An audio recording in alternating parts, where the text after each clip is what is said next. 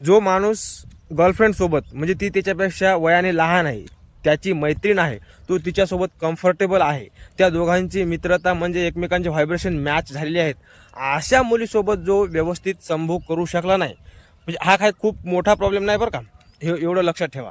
आणि मग तो असा मुलगा काय करतो, एखाद्या वेश्येकडे जाऊन ट्राय करतो, म्हणजे किती मूर्खपणा. म्हणजे काय आहे, ती वेश्या प्रोफेशनल आहे, तिला फक्त पैशाशी मतलब आहे.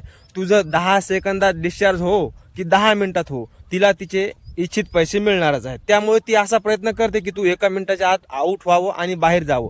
तिच्या म्हणजे ती प्रोफेशनल आहे, तिचा काही दोष नाही, परंतु दोष तुझा आहे की तू ट्रायल घेण्यासाठी या महत्त्वपूर्ण विषयाची वेश्येकडे जातो आणि मग निराश हताश होऊन येतो आणि मग वेगवेगळ्या डॉक्टरांचे काउन्सिलरचे औषधींच्या उंबरठे झिजवतो.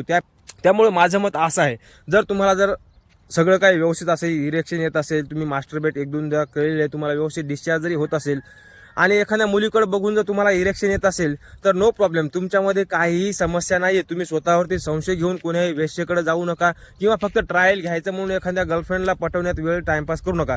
चटकन पटकन लग्न करा आणि तिच्यासोबत सर्व काही जमत असते. जगातल्या 99.99% लोकांना सेक्स हा जमतोच आणि त्यामध्ये तुम्ही आहातच. तुम्ही स्वतःला इतकं बॅड लकी नका समजू की मी त्या 99.99%च्या बाहेरचा असेल. तुम्ही काही बाहेर जगातले नाहीत किंवा तुम्ही नपुंसक नाहीत. यावरती तुमचा स्वतःवरती विश्वास हवा.